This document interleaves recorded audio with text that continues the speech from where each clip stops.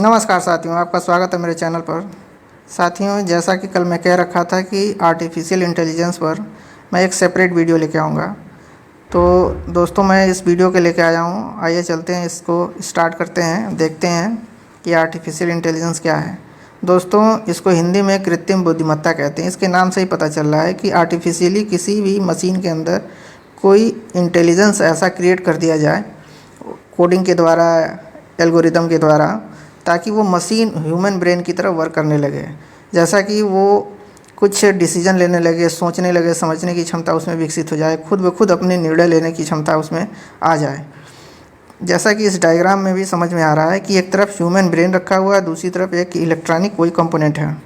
इसका दोनों का एक साथ रिलेशन दिखाने की कोशिश किया गया है कि जो भी इलेक्ट्रॉनिक कंपोनेंट है उसमें ऐसा कोडिंग करके कोई भी मशीन हो, कोई भी इलेक्ट्रॉनिक मशीन हो, कंप्यूटर हो या गैजेट हो, उसके अंदर ऐसा कोडिंग करके उस आर्टिफिशियली एक तरह से उसको इंटेलिजेंस पैदा कर दिया जाए उसके अंदर, ताकि वो ह्यूमन ब्रेन की तरह एक्ट करने लगे।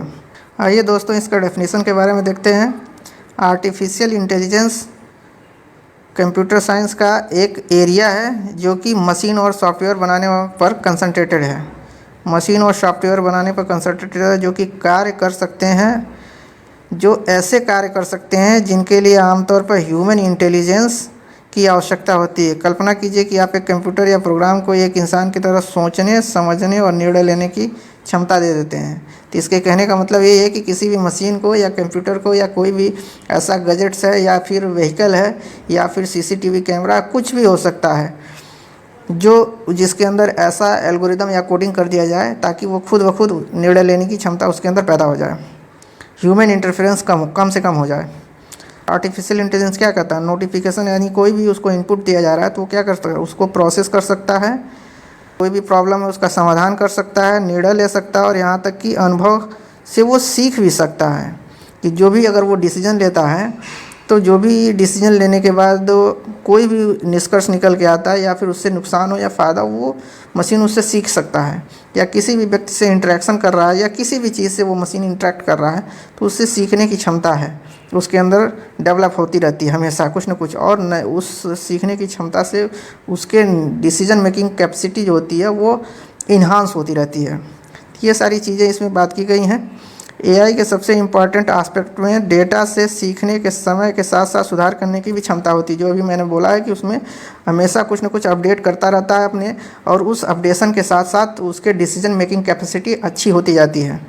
एआई सिस्टम की बड़ी मात्रा में जानकारी का विश्लेषण कर सकते हैं और पैटर्न ढूंढ सकते हैं और बेहतर निर्णय और भविष्यवाणी करने के लिए नॉलेज का उपयोग कर सकते हैं। जैसा कि एक एग्जाम्पल के रूप में देखा जाए, इसमें क्या सेल्फ ड्राइविंग कार हो गया, चैट बॉट हो गया, इमेज रिकॉग्निशन हो गया, लैंग्वेज ट्रांसलेटर हो गया, वर्चुअल असिस्टेंट जैसे कि एप्पल का सीरी, अमेज़न का एलेक्सा, गूगल असिस्टेंट, ये सारे जितने भी हैं ये एआई इक्विपमेंट हैं, एआई गैजेट्स हैं। ठीक है, अगर देखा जाए एआई टेक्नोलॉजी के कंपोनेंट की बात करें कि इसमें के क्या क्या कंपोनेंट हैं, तो जैसा कि आर्टिफिशियल इंटेलिजेंस एक ब्रॉड एस्पेक्ट है, ये बहुत बड़े एरिया के रूप में देखा जाता है। इसके अंदर इसके कंपोनेंट्स भी होते हैं, जैसा कि मशीन लर्निंग, और उसके अंदर क्या होता है डीप लर्निंग, उसके अंदर जाके जनरेटिव एआई होता है, जो कि पीछे कल के लेक्चर में मैंने इन सारे जो टर्म एंड कंडीशन है इसको मैं वहाँ पर यूज किया था। तो आइए समझते हैं इसका क्या है। आर्टिफिशियल इंटेलिजेंस का तो बता ही चुका हूँ।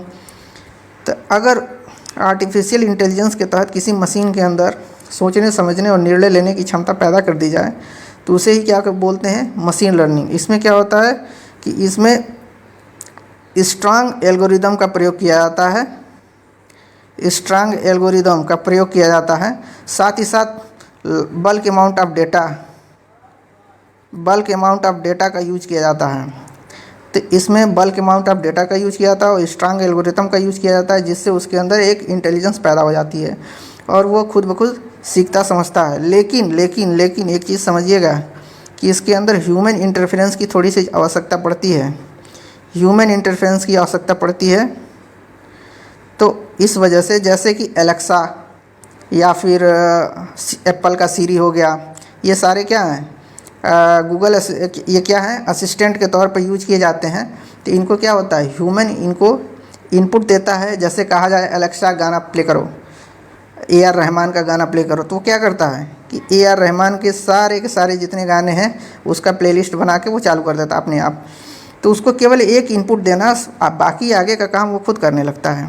तो मशीन लर्निंग में ह्यूमन इंटरफेरेंस की आवश्यकता ज़्यादा पड़ती है, जबकि इसके अंदर डीप लर्निंग है जो कि मशीन लर्निंग का ही पार्ट होता है। तो डीप लर्निंग क्या होता है कि डीप लर्निंग, इसमें ह्यूमन इंटरफेरेंस की आवश्यकता कम से कम होती है। इसको ऐसा डेवलप किया जाता है, इसमें बहुत ज़्यादा स्ट्रांग एल्गोरिदम का प्रयोग किया जाता है, साथ ही साथ और ज़्यादा बल्क अमाउंट ऑफ डेटा को इसमें स्टोर किया जाता है ताकि उस डेटा से वो निर्णय लेने की क्षमता अपने अंदर डेवलप कर सके। इसके अलावा साथ ही साथ इसमें आर्टिफिशियल न्यूरल नेटवर्क का भी यूज किया जाता है। मल्टी लेयर में कई सारे लेयर यूज किए जाते हैं आर्टिफिशियल न्यूरल नेटवर्क का। अब इसको समझेंगे कि आर्टिफिशियल न्यूरल नेटवर्क होता क्या है। आगे के पेजेस में मैंने इसको मेंशन किया है, तो उसको मैं बताऊंगा। फिर डीप लर्निंग का ही जो सबसे कोर एरिया होता है, जिसमें और ज़्यादा स्ट्रांग एल्गोरिदम का प्रयोग किया जाता है, जिसको ऐसा बनाया जाता है कि ये ह्यूमन जैसा सोचता है, जैसा एक्ट करता, उस लेवल तक इसको ले जाया जा सके। तो उस लेवल तक ले जाने के लिए जैसा भी एल्गोरिदम और जैसा भी डेटा का प्रयोग किया जाता है, तो उस लेवल के जो भी मशीन्स होंगे उसको क्या बोलेंगे, जनरेटिव AI। ठीक है ना, जनरेटिव AI अर्थात कि ये मशीन क्या होंगे कि इनको एक सिर्फ इनपुट देना होता है, इनको कुछ भी एक्स्ट्रा बताने की ज़रूरत नहीं होती है। जैसे कि अगर ह्यूमन को कुछ बताया जाए कि इस टॉपिक पर हमको कुछ इन्फॉर्मेशन चाहिए, तो उस मनुष्य के द्वारा क्या किया जाता है कि उतने इनपुट से बहुत सारे एरिया का जो उससे रिलेटेड एरिया है उसके बारे में जानकारी दे देगा, उसके मेरिट और डीमेरिट के बारे में जानकारी दे देगा। ठीक वैसे ही जनरेटिव AI है कि इससे अगर कुछ भी कहा जाए तो ये कुछ ना कुछ जनरेट करके दे देगा। जैसे कि तो किस में करेगा, टेक्स्ट में, इमेज में, या फिर वीडियो में या ऑडियो में, जो भी है इन सब में क्या कर सकता है, ये इन्फॉर्मेशन को, आउटपुट को जनरेट कर सकता है जनरेटिव AI। इसका नाम से ही पता चल रहा है कि ये जनरेट करेगा, यानी अपने इंटेलिजेंस के आधार पर कुछ भी जनरेट कर सकता है जैसा हम चाहते हैं उससे। जैसा कि मान लीजिए कि अगर किसी बंदे को CV बनाना है अपना, तो कहेगा कि मेरा नाम ये है, डेट ऑफ बर्थ ये, इस पर एक बेहतर CV बना के दो, वो CV बना के दे देगा। अगर कोई व्यक्ति अगर कंपनी खोलना चाह रहा है, कुछ भी करना चाह रहा है, अगर वो कहता है कि मुझे एक लोगो चाहिए, तो ये बस इन्फॉर्मेशन, हल्का सा इन्फॉर्मेशन देने पर वो एक बेहतर से बेहतर लोगो बना के दे देगा। वीडियो बना सकता है, एंकरिंग कर सकता है, जैसे कि आजकल न्यूज़ एंकर्स आते हैं, या फिर ऑडियो के तहत कोई भी किसी का आवाज़ कॉपी कर सकता है, किसी का एक चेहरा कॉपी कर सकता है। इस टाइप के ये जनरेशन कर सकता है जनरेटिव AI कि उसको जनरेट करके दे देगा सेम टू सेम। तो इस तरीके से ये काम करता है। तो और देखा जाए कि इसके क्या क्या हैं, जैसे कि मशीन लर्निंग का तो मैं बता ही चुका हूँ। ये खुद ब खुद अनुभव कर सकता है, सीख सकता है और उसके आधार पर कुछ न कुछ डिसीजन ले सकता है। डीप लर्निंग उसका एक नेक्स्ट लेवल का पार्ट है ये, और ये उससे बेहतर काम करता है। ये लगभग नियर टू ह्यूमन ब्रेन की तरह काम करता है। अगर उसके आगे जाएं तो जनरेटिव AI है। अब देखिए, आर्टिफिशियल न्यूरल नेटवर्क की बात आई थी, तो ये होता क्या है। आर्टिफिशियल न्यूरल नेटवर्क एक कंप्यूटराइज्ड मॉडल होता है जो कि मानव मस्तिष्क के कुछ हिस्सों की तरह कार्य करता है। जैसे कि ब्रेन के अंदर क्या होता है, न्यूरॉन्स होते हैं, और उन न्यूरॉन्स के माध्यम से ब्रेन एक्ट करता है और सोचने समझने और निर्णय लेने की क्षमता उसके अंदर, मनुष्य के अंदर पैदा होती रहती है। हमेशा कुछ न कुछ व्यक्ति के अंदर अगर कोई इनपुट जा रहा है तो उस पर कुछ न कुछ वो निचोड़ निकाल ही लेता है सोच समझ के अपने आधार पर। ठीक उसी टेक्निक का यूज किया गया है यहाँ पर आर्टिफिशियल न्यूरल नेटवर्क में, कि ह्यूमन ब्रेन जिस आधार पर काम करता है वही सेम कॉन्सेप्ट यहाँ पर मशीन के अंदर यूज कर दिया गया है। तो इसे क्या बोला गया, आर्टिफिशियल न्यूरल नेटवर्क। अगर इसके बाद देखा जाए तो जनरेटिव AI, जैसा कि मैंने बता दिया कि कुछ न कुछ ये जनरेट कर सकता है। इसको बस एक इनपुट देना है, कुछ न कुछ ये जनरेट कर सकता है। ऑडियो जनरेट कर सकता है, कि मान लीजिए क्या है, स्पीच बनाने के लिए बोला गया है कि अगर एक कोई फेस्टिवल है या कोई ऑर्गेनाइजेशन में कोई सेमिनार हो रहा है, तो किसी भी टॉपिक पे उसको कोई लेक्चर बना के डिलीवर करने के लिए बोला जाए कि एक लेक्चर बना के दे दो हमको, या कोई स्पीच बना के दे दो, तो वो अपने आप एक बेहतर स्पीच बना के दे देगा, क्योंकि उसके पास इतने सारे इन्फॉर्मेशन है कि वहाँ से वो कुछ न कुछ सोच समझ के उस हिसाब से अपनी एक बेहतर इन्फॉर्मेशन प्रोड्यूस कर देगा। इमेज बनाना हो, लोगो बनाना हो, कुछ भी सीवी तैयार करना हो, लेटर तैयार करना हो, कुछ भी करना हो, वीडियो तैयार करना हो, कोई स्टोरी लिखना हो, कुछ भी कर सकता है ये जनरेटिव एआई। तो देखते हैं इसके प्रयोग क्या हैं, इसके नुकसान क्या हैं। आर्टिफिशियल इंटेलिजेंस के प्रयोग क्या हैं कि हेल्थ केयर सेक्टर में इसका प्रयोग किया जा सकता है कि जैसे ऑपरेशन करना हो, मेजर ऑपरेशन हो, उसका कोई मेडिसिन चूज करना हो, जेनेटिक इंजीनियरिंग में उसका यूज किया जा सकता है। ठीक है, विनिर्माण क्षेत्र में इसका यूज किया जा सकता है, कंस्ट्रक्शन का काम करना हो कहीं पर भी। शिक्षा के क्षेत्र में काम किया जा सकता है, जैसे लेक्चर डिलीवर करना हो तो आर्टिफिशियल इंटेलिजेंस के तहत कोई एक टीचर आर्टिफिशियली क्रिएट करके उसको वहाँ पर एक सिस्टम के तहत उसको डिलीवर करवाया जा सकता है। रक्षा के क्षेत्र में आर्टिफिशियल इंटेलिजेंस का बहुत महत्व है। कृषि के क्षेत्र में, जैसे कि डिफेंस सेक्टर में देखा जाए तो ड्रोन्स वगैरह का यूज हो रहा है। ठीक है, और कृषि के क्षेत्र में देखा जाए तो एग्री बॉट वगैरह बनाया जा सकता है। अब चैट बॉट बनाया जा सकता है, एग्री चैट बॉट, जिसके थ्रू किसान क्या कर सकते हैं कि वहाँ से अपनी फसल के बारे में जानकारी ले सकते हैं, मिट्टी के बारे में जानकारी ले सकते हैं, वहाँ पर मिट्टी का सैंपल दे करके एग्री बॉट का प्रयोग कर सकते हैं। या फिर आप कह सकते हैं कि सर्विलांस कैमरा का, ड्रोन का प्रयोग कर सकते हैं, जिससे उनके प्रोडक्शन इंक्रीज हो सके। साथ ही साथ उसमें ये अगर एग्री बॉट का प्रयोग हो रहा है या फिर सेंसर का प्रयोग हो रहा है तो उसमें सफिशिएंट अमाउंट में फर्टिलाइज़र का प्रयोग होगा, ज़्यादा यूज़ नहीं होगा फर्टिलाइज़र का। सफिशिएंट अमाउंट में वाटर का यूज होगा, जिससे सैनिटरी वगैरह का बहुत सारी चीज़ें हैं जिससे किसानों को फ़ायदा मिल सकता है।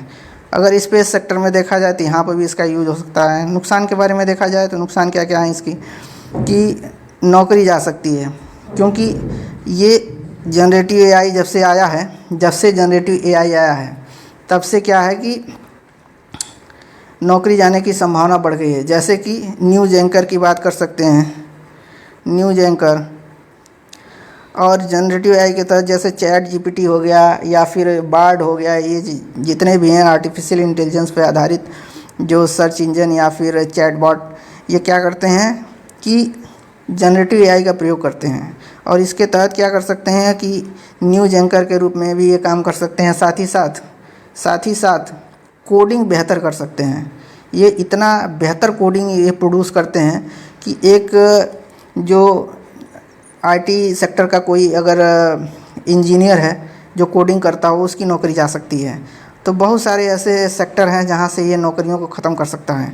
इसके अलावा इसकी एथिकल वैल्यूज़, नैतिक चिंताएं जो हैं, वो भी एक बहुत बड़ा ड्रॉबैक के रूप में देखा जा रहा है। जैसे कि एथिकल वैल्यूज़ की बात करें कि अगर जिसने भी इस मशीन को, किसी भी मशीन को डेवलप कर रहा, जैसे कि चैट जीपीटी हो गया, तो उसको जिसने भी डेवलप किया है वो अपनी सोच के आधार पर उस मशीन को बनाने की कोशिश किया होगा कि अगर वो बायस्ड नेचर का है, मेल फीमेल में बायसनेस कर रहा है या फिर हिंदू मुस्लिम में बायसनेस कर रहा है, तो वो उस सोच के आधार पर उस मशीन को भी डेवलप करेगा, कहीं ना कहीं उसके दिमाग में होगा, तो वो मशीन भी ठीक वैसे ही एक्ट करना, परफॉर्म कर देगी आगे चल के। तो इसकी चिंताएँ हैं। डेटा उपलब्धता, गुणवत्ता पर निर्भरता, व्यक्तियों की इसकी उपलब्धता, डेटा उपलब्धता, गुणवत्ता पर निर्भरता हो जाएगी तो व्यक्ति अपने ब्रेन से कुछ भी नहीं करेगा।